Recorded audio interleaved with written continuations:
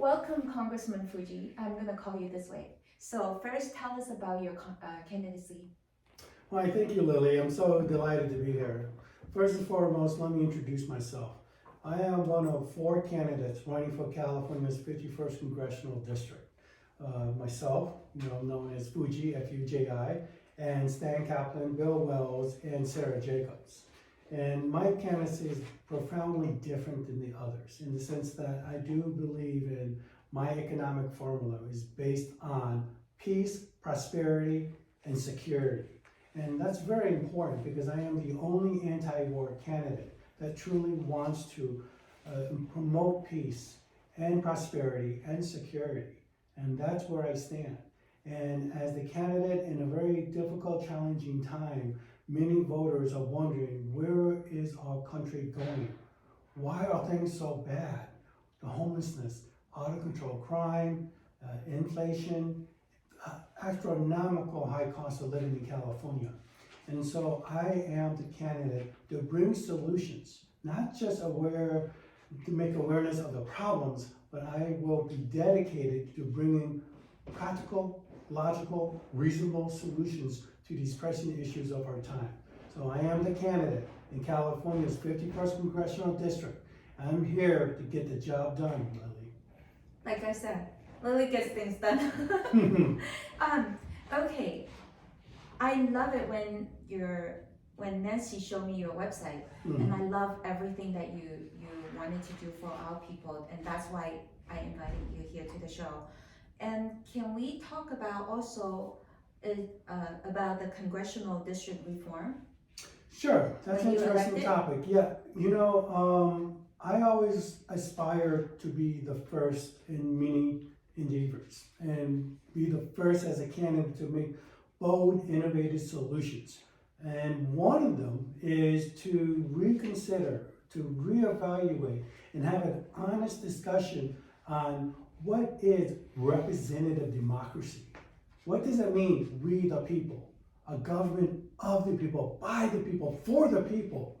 And I truly believe that all congressional districts have to be reformed. For example, at the current level of congressional districts, we normally try to aspire to have around 700,000 some people in a congressional district. Yes. Well, the problem with that was put in place around 1911. Now, China still had an emperor. America was around 90-some million people. Many people still use horse and buggy to get around. Yes. Bicycles was still a, newfangled technology at the time. To say the least, we live in a very different era. America is over 320-some million people. 300 million. Absolutely, over 300 million people. And we live in a very different world. Aside from AI and robotics and exploring space and internet, we live in such a different world. And the industrial revolution and all this. True, we are now getting to the 4th industrial revolution. And since 1911 to now. To 1911 to now, all congressional districts, for many parts, has not changed. And so we need to adapt with the times. So one of the key features I'm proposing at FujiForCongress.com is that we should lower the number of people per congressional district so we could raise the number of congressional districts to make it more representative, to allow more people like myself and others, Democrat, Republican, Green Party, or We the People by Robert Kennedy Jr., and independents like myself to get in there, to be part of the representative democracy. And right now I feel that having 435 seats in Congress for the House of Representatives is very antiquated and disingenuous and not good for transparency and accountability. So if we allow more congressional seats to say 500,000, which will give around approximately 662 more seats altogether for the House of Representatives instead of 435, that's a good start. And I truly believe if we have more congressional districts, there's more capability of that representative being in touch and within the needs of the constituents. And let me add one more thing. The problem we have now with our congressional districts has been gerrymandered for a very long time. And I'll be honest, this has to do with Democrats and Republicans equally. So it's not one party or the other. Where time and time again, I would meet doctors, engineers, lawyers, other politicians that were confused. They did not know what congressional district they were in. Even though Imagine they're that. They themselves were politicians. They were city council members, school board members. They themselves, they weren't sure, they were confused. And this confusion is by intent, it's by design, and that's unacceptable to me. And one of the proposals I have, other than increasing the number of congressional districts, is also make federal legislation to have due diligence where states redesign the congressional districts based on population to do due diligence to conform to municipal boundaries. So for example, the 51st Congressional District consists of mostly El Cajon, Lemon Grove, Spring Valley, parts of San Diego, a large part of it, but it's so designed haphazardly, it confuses a lot of voters. So for example, let me just get to a good example. San Diego, the city of San Diego is approximately 1.3 million, more or less. Yes. So at the current standard of congressional districts, why don't we just have 2 representatives only for the city of San Diego? That would better serve the mayor, the city council, the city government, the taxpayers, and the voters. They would know automatically, oh, I live within the city limits of San Diego. There's 2 congressional representatives for the House. Oh, here we go. We know who to talk to. We know But then who we represents also us. have, the thing is, we also have the county supervisor though. Why would we have so many layers of, The founding fathers originally designed, first of all, the House of Representatives to be around 50,000. This lets you know. 50,000 per? Yes, not 700,000. And now, with that said, our democracy was designed in theory to have what we call checks and balances. Yes. That's why we have the executive branch. Yes. That's why we have the judicial branch, like the Supreme Court, and then the legislature, the legislative branch, which is Congress, which consists of course, the U.S. Senate, and of course, United States House of Representatives. Yes. And let me just say this, like I tell people, I will have 4 main jobs in Congress, to put it briefly. It is to make laws, Yes. declare war, raise and provide public funding, and oversee the proper expenditure, and impeach and try federal officials. Essentially, that is the job of Congress. So once again, it's a form of checks and balances. And at the state level, we have the governor, and then we have the county level, and then we have the municipal level.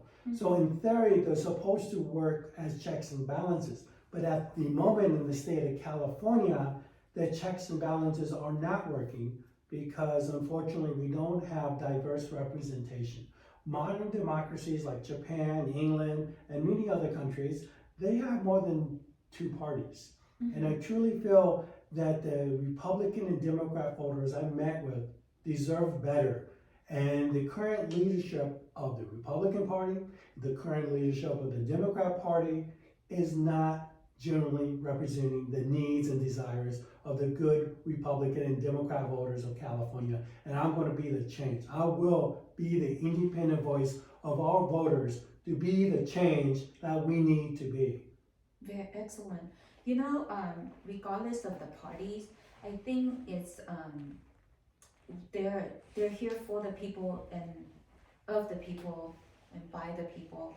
So if they're not doing a great job, I think as citizens we should be able to see through it. Are they truly for us? Mm-hmm. Yeah. Each parties. And are they making our life happier? Because the founding fathers' original intention is pursue of happiness and protect your personal rights and liberty. But the 2 parties currently that we have, if they're doing so, that's perfect. If they're not, it's our life better. If not, then it needs to be changed. Are people living a life paycheck by paycheck, majority, because we certainly have that 10% of super rich. But are people living paycheck by paycheck, are they happy? My first question is that, is your people happy that you manage? Because the government is people elect you into the office to make our life better. So the government official that currently in office, are they make our life happier and better?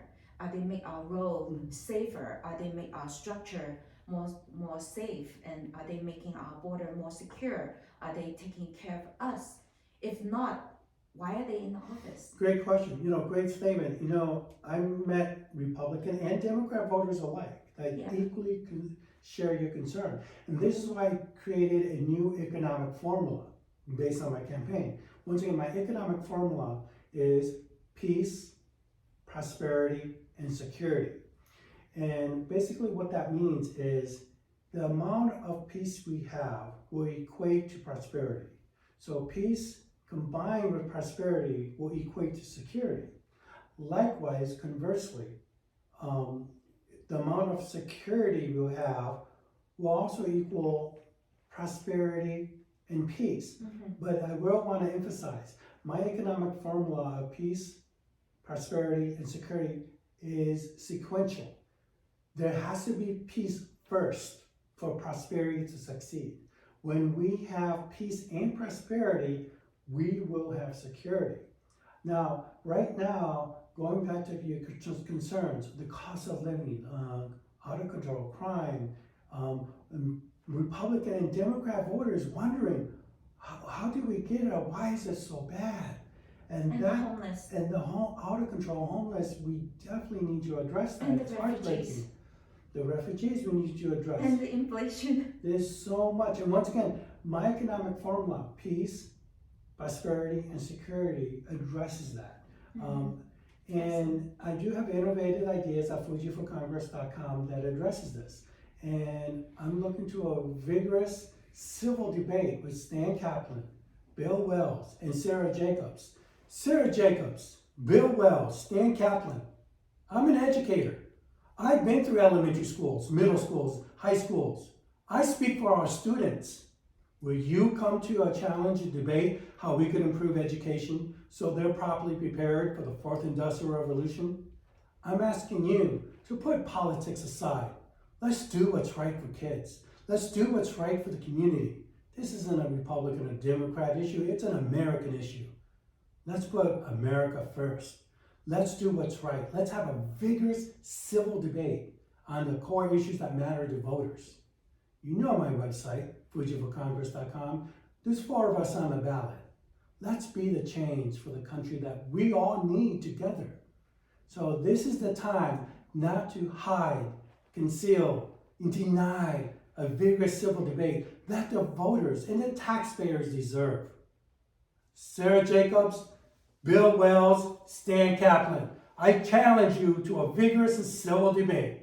Now's the time to be the change we all want to be together. That's my answer, Lily. Great. Thank you so much for the interview. And Thank you. Stay tuned until our next episode. Thank you, everyone. Thank you.